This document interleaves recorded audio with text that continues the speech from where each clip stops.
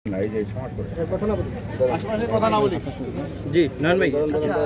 হচ্ছে স্বাভাবিকভাবে এখন আপনারা দেখছেন যে নির্বাচন কমিশনের কিংবা এনসিপির পক্ষ থেকে এই বিষয়টি নিয়ে বেশ আমরা তৎপরতা দেখছেন দুই পক্ষ থেকেই।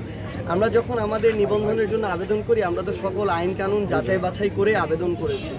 যেহেতু শাপলা আসলে অনেকে প্রথমে বলার চেষ্টা করছিল যে জাতীয় প্রতীক কিনা, পরে এটা দেখা গেল ক্লিয়ারলি যে আইনগতভাবে শুধু শাপলা তো জাতীয় প্রতীক না, আবার জাতীয় প্রতীকের একটা অংশ শাপলা, এটা সত্যি, কিন্তু অন্য অংশরাও তো বিভিন্ন দলের এখানে তাদের মার্কা হিসেবে আছে।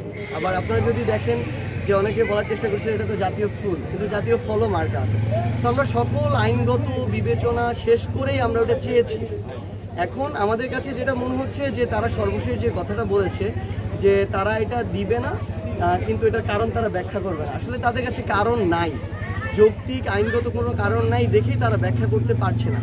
এবং আমরা আমাদের জায়গা থেকে এটা মনে করি যে যেহেতু তাদের কাছে কোনো আইনগত কারণ নাই, নিশ্চয়ই তারা কোনো না কোনো কিছুর চাপে তাদের জায়গা থেকে এই শাপলা মার্কাটা দিচ্ছে না। এবং এই অভ্যুত্থান পরবর্তী বাংলাদেশে নির্বাচন কমিশনের মতো একটা স্বাধীন প্রতিষ্ঠান যদি চাপের কাছে একটা মার্কা দেওয়া নিয়ে পরাজিত হয়, তাহলে নির্বাচনে তাদের কাছে স্বচ্ছতা কিংবা তাদের থেকে আমরা যে নিরপেক্ষতা প্রত্যাশা করি আমরা মনে করি যে সেটা নির্বাচন শুরুর আগেই প্রশ্নবিদ্ধ হয়ে যাচ্ছে। সেই জায়গা থেকে আমরা আহ্বান করব এবং আমরা নতুন করে আমাদের জায়গা থেকে আবেদন করেছি। আবার তারা বলল যে তারা এই মার্কাটা তাদের লিস্টে নেই, তো এটা লিস্টে ইনক্লুড করার দায়িত্ব তো তাদের। আমরা আজকে থেকে কয়েক মাস আগে এই নিবন্ধনের আবেদন করেছি, তখনই তারা ইনক্লুড করতো, তারপর আমরা নতুন করে ইনক্লুড করার আবেদন দিয়েছি। আমরা মনে করি যে তারা তাদের যে প্রতিষ্ঠানের স্বাধীনতা এবং তাদের প্রতিষ্ঠানের যে পেশাদারিত্ব এটার পরিচয় দিবে, এবং যেহেতু কোনো আইনগত বাধা নেই এনসিপি তাদের জায়গা থেকে মার্কা হিসেবে শাপলা পাবে। দ্বিতীয় প্রশ্নটি ছিল গণ অধিকার পরিষদ এবি পার্টিগুলোর একীভূতকরণ প্রসঙ্গে। প্রথমত আমরা যেহেতু সমমনা এবং কাছাকাছি আদর্শের কাছাকাছি বয়সের তরুণ প্রজন্মের প্রতিনিধিত্বের রাজনৈতিক দল, আমরা আমাদের জায়গা থেকে এই রাজনৈতিক দলগুলোর সাথে আমরা কথা বলছিলাম যে কিভাবে নির্বাচনে একসাথে আমাদের জায়গা থেকে লড়াইটা চালিয়ে যাওয়া যায়। কারণ বাংলাদেশের মানুষ এই তরুণ প্রজন্মকে একসাথে ইউনাইটেড দেখতে চায়। সো আমরা রাজনৈতিক দলের পর্যায়ে যদি ইউনাইটেড হতে পারি, মাঠ পর্যায়ের মানুষ অটো ইউনাইটেড হয়ে যাবে। সেই জায়গা থেকে আমরা আমাদের পজিটিভ আলোচনা শুরু করেছি। গণ অধিকার পরিষদের সাথে একীভূতকরণের আলোচনা চলছে, এবি পার্টির সাথে হয়তো অ্যালায়েন্স ভিত্তিক আলোচনা চলছে। তো এটা অ্যালায়েন্স হোক কিংবা একীভূতকরণ হোক, আমাদের এই যে একসাথে কাজ করার যে আলোচনাটা এটা সামনের দিকে এগিয়ে যাচ্ছে এবং পজিটিভভাবে এগিয়ে যাচ্ছে। আমরা মনে করি যে জনগণের আস্থার প্রতিদান দিতে এবং তাদের প্রত্যাশা অনুযায়ী নির্বাচনের আগে আমরা একসাথে জনগণের প্রতিনিধিত্ব করতে একসাথে আমরা আমাদের নির্বাচনটা করতে পারবো, এবং ইনশাআল্লাহ আমরা জনগণের সমর্থন নিয়ে সংসদে গিয়ে জনগণের প্রতিনিধিত্ব করব। এটা হলো যে আক্তার ভাইকে ডিম দিয়ে ঝাঁটাইছে এবং এইটা আপনি কিভাবে দেখছেন? এবং আরেকটা হলো যে ভাই সারা দেশে ঢাকায় দেখা যাচ্ছে আওয়ামী লীগের মিছিল বড় হচ্ছে, তো এই যে এটা সামনে আপনাদের জন্য হুমকি কিনা? ভাই আওয়ামী লীগের মিছিল বড় হচ্ছে না, এটা সবচেয়ে ভুল কথা। তারা যে ওই বিদেশ থেকে তাদের কালো টাকা যেগুলো পাচার করেছিল, সেই লক্ষ লক্ষ কোটি কোটি টাকা বা হাজার কোটি টাকা কালো টাকা যেগুলো জনগণের লুটপাট করে পাচার করেছিল, সেগুলো পাঠিয়ে তারা মাঝে মাঝে বিভিন্ন সন্ত্রাসী কায়দায় টোকাই মিছিল দেওয়াচ্ছে। এগুলো আওয়ামী লীগের মিছিল না। যদি আওয়ামী লীগের এত মিছিল দেওয়ার এই মুহূর্তে লোক থাকতো, তাহলে জুলাই আগস্টে এই লোকগুলো কই ছিল যখন বাংলাদেশের মানুষ মাঠে নামলো? আওয়ামী লীগের আসলে ওই আওয়ামী লীগের লোক কর্মী যে বলা হয়, মানে বিশাল বড় ভাব দিয়ে বলা আওয়ামী লীগের 20% 30% লোক, এই লোক কোনো কালেই ছিল না। তারা এই যে লোক দেখাইতো বিভিন্ন প্রোগ্রাম, এগুলো হচ্ছে ভাড়া করা লোক। যদি এগুলো তাদেরই লোক হইতো তাহলে তো জুলাইয়ে যখন তাদের বিরুদ্ধে ছাত্র জনতা রাজপথে নামলো, তারা যদি তাদেরই লোক হইতো তারা রাজপথে নামতো। তো আমরা মনে করি যে এইসব ওই টাকা দিয়ে টোকাই ভাড়া করে ভোরবেলা আর কি দু একটা দৌড়ানি নিজেরা দেয়া যায়, ভিডিও করা যায়, একটু সোশ্যাল মিডিয়া খবর নেওয়া যায়, কিন্তু বাংলাদেশের মানুষ বোঝে যে কোনটা আসল পলিটিক্যাল প্রোগ্রাম আর কোনটা কি। এই অভ্যুত্থানের মধ্য দিয়ে যারা গণহত্যা চালিয়েছে তাদের যে বাংলাদেশের পলিটিক্যাল বা রাজনৈতিক বাস্তবতা, সেটা সেখান থেকে শেষ হয়ে গেছে। বাংলাদেশে আওয়ামী লীগের রাজনীতির চ্যাপ্টার ক্লোজড। ভাই আরেকটা স্থানীয় প্রশ্ন হলো যে আপনি সুগার মিল নিয়ে আপনি কাজ করেছেন, কিন্তু এই সুগার মিল এখনও চালু হয়নি এবং শর্তের বেড়াজাল দেওয়া হয়েছে যে সুগার আগ বাড়াইতে হবে, আগ প্রাপ্তির সাপেক্ষে এটা করতে হবে, কিন্তু মাত্র 8টা সেন্টার চালু আছে 33টার মধ্যে। তো এই যে হচ্ছে আমাদের এটা দুর্ভাগ্য পঞ্চগড় জেলার যে এখানে কর্মসংস্থানের জন্য যে প্রতিষ্ঠান হওয়া দরকার, গড়ে ওঠা দরকার, কলকারখানা, সেগুলো কিন্তু নেই। তো বেশিরভাগ মানুষ আমরা এখানে খেটে খাওয়া মানুষ, এই জন্য আমাদের কর্মসংস্থান তৈরি করতে হবে, এটা আবশ্যক।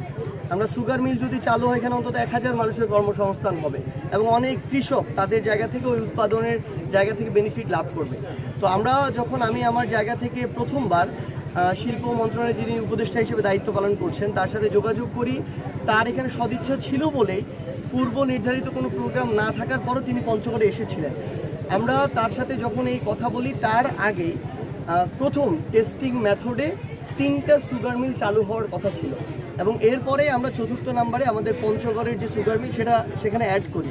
তো এই জন্য প্রথম ধাপে আপনি কিন্তু দেখবেন দিনাজপুরের ওই সুগার মিল কিন্তু চালু হয়েছে প্রথম ধাপে পাইলট প্রজেক্ট হিসেবে। আমাদের এটাও চালু হবে, উনি ওনার জায়গা থেকে বলেছিল প্রথম ধাপে হচ্ছে না, দ্বিতীয় ধাপে চালু হবে। এখন এখানে কিছু ক্রাইটেরিয়া আছে এবং আমরা আমাদের জায়গা থেকে মনে করি এই সুগার মিল চালুর ক্ষেত্রে পঞ্চগড় জেলার আমরা যারা মানুষ আছি বিভিন্ন দলের হতে পারি, আমরা যেন এখানে বিভাজনটা না করি।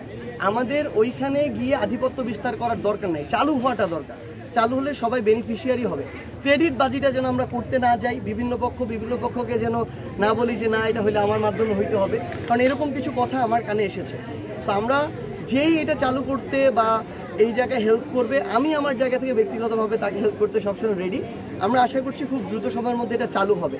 আরেকটা আপনাদেরকে তথ্য দিতে চাই, আমাদের চীন থেকে 1000 শয্যা বিশিষ্ট 3টা হসপিটাল হওয়ার কথা ছিল বাংলাদেশে। এর মধ্যে আবু সাইদের বিভাগ, রংপুর বিভাগে আমাদের মাননীয় প্রধান উপদেষ্টা একটা হাসপাতাল দিতে চেয়েছিলেন। দেখেন একটা জিনিস, রংপুর বিভাগে 8টা জেলা আছে। এখন স্বাভাবিকভাবে যখন বাংলাদেশে 8টা বিভাগে মাত্র 3টে আসছে, সো রংপুর বিভাগের মধ্যে একটা যদি পায়, অলরেডি রংপুর বিভাগ প্রিভিলেজ। এরপরে এখানে 8টা জেলা আছে।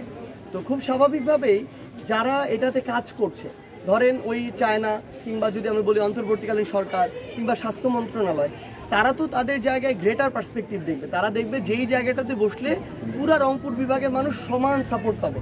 এরকম একটা হাসপাতাল আমার রংপুর, রাজশাহী, বগুড়া কোথাও নাই ভাই। সো আমার রংপুরেও যদি হয় এটা একটা শক্তিশালী ভূমিকা রাখবে স্বাস্থ্যক্ষেত্রে।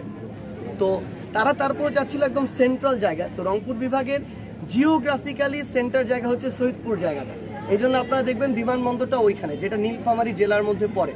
তো আমাদের অনেক মানুষজন তাদের জায়গা থেকে এটা বলে যে কেন আমাদের জেলা আসলো না বা এরকম কি। স্বাভাবিকভাবে রংপুর নিয়ে, পঞ্চগড় নিয়ে আমরা অনেক গর্ববোধ করি, এটা সত্যি, এবং পঞ্চগড়ের কথা আমরা আমাদের জায়গা থেকে বলেছিও। হয়তো সব কিছু আমি আমার জায়গা থেকে এভাবেও হয়তো বলা যায় না, কিন্তু তারা এই জিনিসটা চেষ্টা করছে যে একদম সেন্টার জায়গায়। এখানে একটা অপ্রত্যাশিত ঘটনা এখন আমরা শুনতে পাচ্ছি স্বাস্থ্য মন্ত্রণালয় বরাত দিয়ে, যে আরও যারা বিভিন্ন রাজনৈতিক দলের নেতারা আছেন তারা সবাই তাদের নিজের জেলায় নেওয়ার টানাটানি করছেন, এবং এই টানাটানি এমন পর্যায়ে যাচ্ছে যে 8 জেলার বিভিন্ন দলের নেতারা তাদের জেলায় টানছেন দেখে চীন সরকার কিংবা অন্তর্বর্তীকালীন সরকার বিব্রত অবস্থায় পড়ে গেছেন, যেটা কি রংপুর বিভাগে বাদ দিয়ে দিব কিনা, এবং তারা এটা নিয়ে এখন একটু বিব্রত। তো এই জন্য আমি অনুরোধ করবো আমাদের জায়গা থেকে, রংপুর বিভাগের যদি সেন্টার একটা জায়গায় পড়ে, আমার যেখানে রংপুর বিভাগেই নাই তার চেয়ে আমার যদি 50-100 কিলোমিটার বা 1-2 ঘন্টা দূরত্বে পড়ে, এটা তো মন্দের 1000 গুণ ভালো, কারণ আমি এই ট্রিটমেন্ট তো ঢাকা ছাড়া কোথায় পাবো না। তো এই জন্য আমি অনুরোধ করব রংপুর বিভাগের আপনারা যারা আছেন বিভিন্ন রাজনৈতিক দলের, আপনারা এই কামড়াকামড়ি আর নিজের জেলায় নেওয়ার টানাটানি করা বাদ দিয়ে বরং আমরা অন্তর্বর্তীকালীন সরকার এবং চায়না সরকারকে আমরা যদি এটা ছেড়ে দিই, তারা রংপুর বিভাগের যেই জায়গাটাকে ভালো মনে করবো ওইখানে যদি এটা হয় দিন শেষে লাভ। কিন্তু আমাদের এই টানাটানির জন্য যদি এটা রংপুর বিভাগেই না হয়, অন্যখানে চলে যায়, আমরা সবাই ক্ষতিগ্রস্ত হব। তো এই অনুরোধটুকু সবার প্রতি থাকবে। রাজু কিছু কবা? রাজু কিছু কবা? ফোন